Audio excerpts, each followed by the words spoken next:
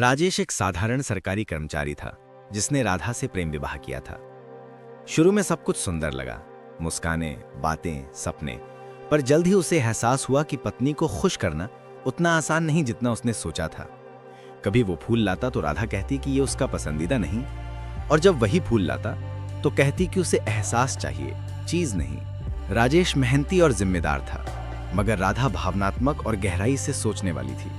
उसके लिए प्यार सिर्फ शब्द नहीं, एहसास था। राजेश को लगता कि वो सब कर रहा है, फिर भी शिकायतें बनी रहती, कभी समय की, कभी ध्यान की। धीरे धीरे उसने समझा कि पत्नी को खुश करने का मतलब उपहार या बातें नहीं, बल्कि ये एहसास दिलाना है कि उसकी भावनाएं सुनी और समझी जा रही हैं। एक दिन जब राधा ने कहा, मुझे साड़ी नहीं चाहिए थी, बस ये सुनना था कि तुम्हारे लिए मेरी खुशी मायने रखती है, तब राजेश को एहसास हुआ कि रिश्तों में जीतने या मनाने से ज्यादा जरूरी है समझना। उसे समझ आया कि पत्नी को खुश नहीं किया जा सकता का अर्थ ये नहीं कि औरतें असंतुष्ट होती हैं, बल्कि ये कि उन्हें संतोष नहीं, संवेदना चाहिए होती है। और ये वही पुरुष दे सकता है जो दिल से सुनना सीख जाए। समय बीतता गया और राजेश ने अपनी ओर से रिश्ते को संभालने की कोशिशें जारी रखीं। लेकिन जिंदगी वैसी सरल नहीं थी जैसी कहानियों में होती है। कभी ऑफिस का तनाव, कभी घर की जिम्मेदारियां, इन सब के बीच वो थक सा जाता। राधा को लगता कि वो पहले जैसा नहीं रहा, और राजेश को लगता कि वो कितना भी करे राधा खुश नहीं होती। छोटी छोटी बातों पर तकरारें शुरू हो गईं, कभी चाय में शक्कर ज्यादा होने पर, कभी किसी रिश्तेदार की बात पर असली झगड़ा बातों में नहीं, उम्मीदों में था। राधा चाहती थी कि राजेश उसे बिना बोले समझे, और राजेश चाहता था कि राधा उसकी चुप्पी पढ़े। दोनों की चाहत सच्ची थी, बस भाषा अलग थी। एक दिन राधा बीमार पड़ गई, हल्का बुखार था, लेकिन राजेश ऑफिस चला गया। शाम को लौटा तो राधा नाराज थी। तुम्हें फर्क नहीं पड़ता?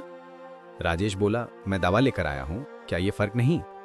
राधा ने धीरे से कहा, फर्क दवा से नहीं, तुम्हारे साथ होने से पड़ता है। उस रात राजेश देर तक सोचता रहा, क्या वो सच में साथ है या बस आसपास है। अगले दिन उसने छुट्टी ली, राधा के लिए खिचड़ी बनाई और बस चुपचाप उसके पास बैठ गया।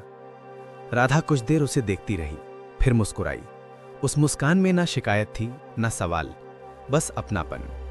राजेश ने महसूस किया कि पत्नी को खुश करना किसी काम की तरह नहीं होता, यह एक मौजूदगी की तरह होता है जहां शब्द कम और एहसास ज्यादा बोलते हैं। उसने समझा कि औरत को केवल प्यार की बातें नहीं, प्यार की उपस्थिति चाहिए होती है। कुछ महीनों बाद जब एक दिन राधा ने कहा, अब मैं सच में खुश हूँ, तो राजेश मुस्कुराया और बोला, मुझे लगा था पत्नी को खुश नहीं किया जा सकता, पर अब समझ आया, खुश किया नहीं जाता, खुश रखा जाता है, दिल से।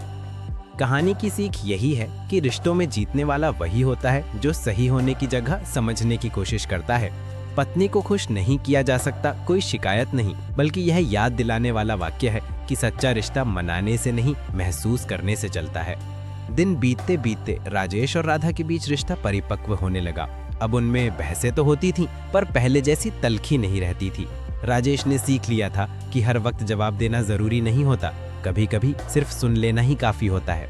राधा ने भी समझ लिया था कि प्यार का इजहार हर दिन बड़े कामों से नहीं, बल्कि छोटे छोटे ध्यान से होता है।